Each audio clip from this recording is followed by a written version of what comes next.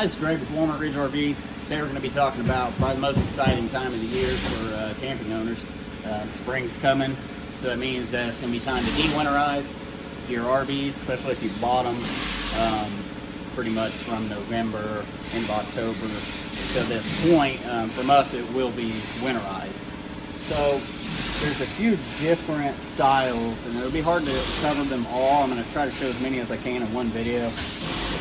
But the de-winterizing process is straightforward on pretty much every RV. It's the bypassing of the water heater or unbypassing that can be a little different depending on which model RV you own. So essentially the first thing you'll want to do if you're ready to start using it, you want to flush all the antifreeze out, is you would go to wherever your city water connection is on your RV. On this Cougar specifically, it has a docking station which has the city and the fresh tank fill in the same port. You just use a valve to determine which one you want. But yours just may have a separate city water connection and fresh tank. So you'd want to hook up to the city water side and turn on the water. From there, you want to go to every faucet throughout your camper. You've got the kitchen sink, turn the hot side, get all the pink out till it's clear, shut it off, do the clear, or do the cold side. Go to the toilet, the showers, outside showers, any outside sinks, any water source that you can physically turn on, you'll want to open those first. And just until all the pink's out. Once it's clear, you can shut them off. Do them one at a time. Once you have all of that flushed out, that's where you go to your water heater. Now we'll go with the Suburban first because it's probably one of the most popular. These do have a drain plug, which would be out at the time. Right now I don't have one to specifically show you, but there's an anode rod. It's a long rod with threads on one end, and that screws into the bottom hole here. And then you take an 1 1/16 socket, thread it in there, get you a few turns. You should be able to do by hand until it snugs up, and then tighten it up. And then from there, you would unbypass the water heater. So I'm gonna take the camera and just show you in here how this specific one looks.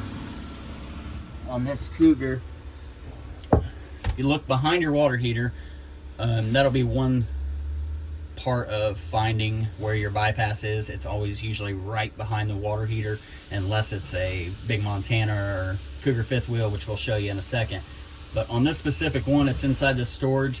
As you can see, the back of the water heater has that one valve, which is in the closed position now. Some campers will have 2 valves, some will have 3.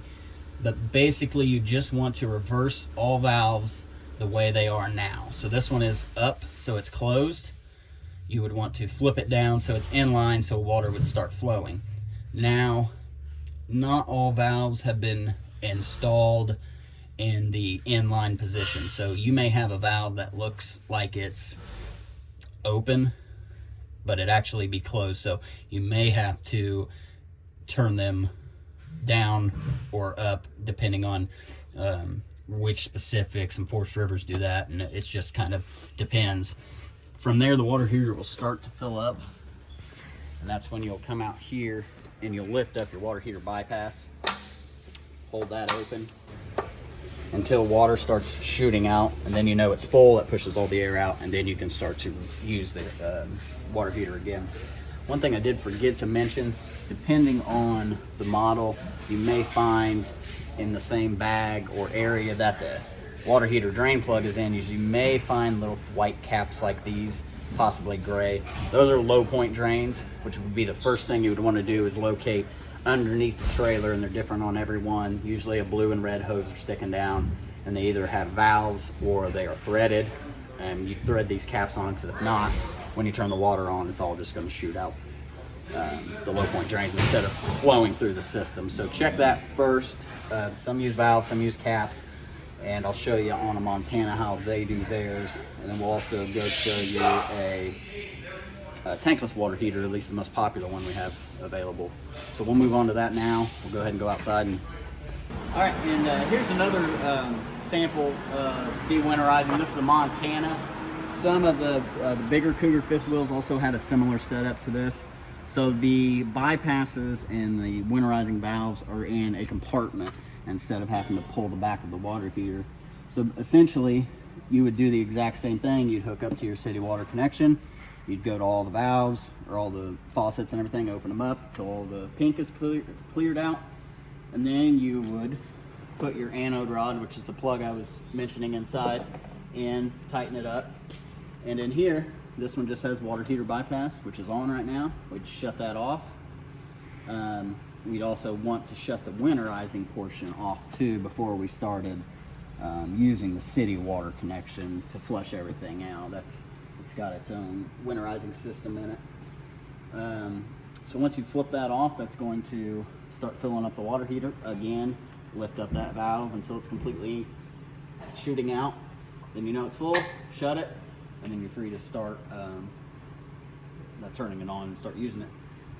Low point drains in here, these are specific to Montanans. I think some cougars do it also, but the low points are in here. So if I turn water on right now, all the water would shoot out here. So just make sure they're shut. Depends on who winterized it. Some people close them, some people leave them open. It just depends. There's really no right or wrong. We'll put this back on, and now let me see if I can show you probably the more popular in the newest units coming out, the tankless water heaters. Okay, and lastly we'll talk about tankless water heaters, which are becoming more and more popular on the newer travel trailers and fifth wheels that we sell. I don't have one readily available out in the shop or close by to actually show you, but most of them don't have a bypass. Almost all of them don't.